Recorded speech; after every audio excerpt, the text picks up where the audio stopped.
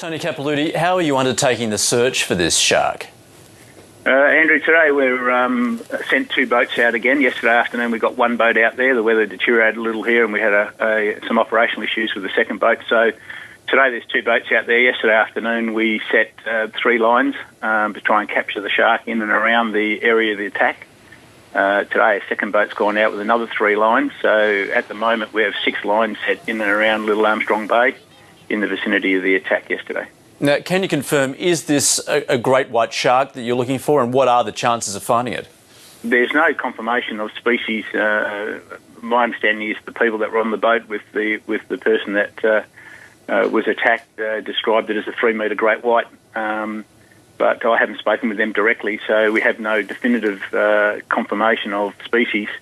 In terms of our chances of finding it today, we know these animals can move fairly quickly away from an area, so we're unsure about the success or otherwise of the capture operation. But nevertheless, we're out there, we have our line set again, and probably around midday Perth time we'll reassess that if we've had no success. You say there's no confirmation of the species, but have there been reports of other sightings of great whites in the area or other sharks? Well, yesterday afternoon there was another sighting about an hour afterwards at a place called Thompson's Bay, which is the main bay at Rottnest Island, for those viewers that do know it. That was a rather large shark. There's been no confirmation of the species either. I understand our research scientists are examining some media footage to try and determine what that was, but my advice at the moment is that's still unconfirmed in terms of its species. Now, this is the 3rd fatal attack in 2 months. What do you think is behind the number of increases, well, the shark number of attacks we've had off WA recently?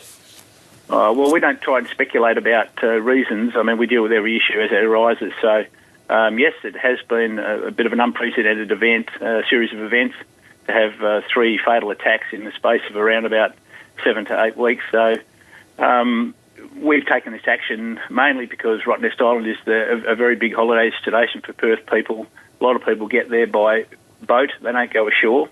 So the normal ways of communicating to people about shark hazards is, the clear beaches, get people out of the water and advise them on the beach. A lot of people go over there by boat, don't go back ashore, they live on their boats. So we've decided that that might present a hazard, and we have decided to take this action to try and capture the shark. Is there evidence, though, that the number of sharks in and around Perth and the southwest of Western Australia has actually increased in the past few years?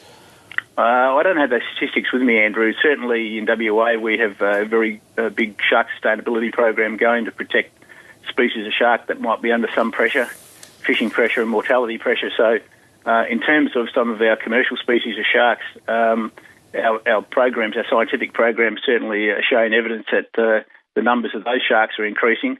In terms of great whites, which are a protected species here, I'm not quite sure about the increase in numbers there. Maybe our research scientists have those details, but I don't have them. Now, Colin Barnett, the Premier, has talked about a possible cull of sharks. Is that being considered? That'll be an issue for government. I mean, we're running the operational part of this series of events.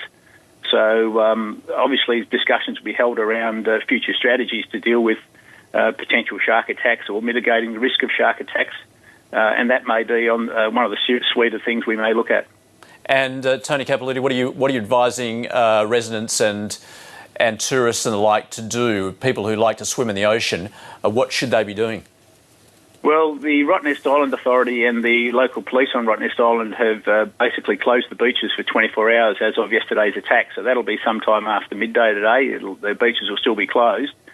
Obviously, based on assessments of the events this morning in terms of our shark capture operations and other events will lead to them to make decisions about whether they reopen the beaches. But certainly people that are at Rottnest Island should probably stay out of the water until such time as the authorities give the clearance to re-enter.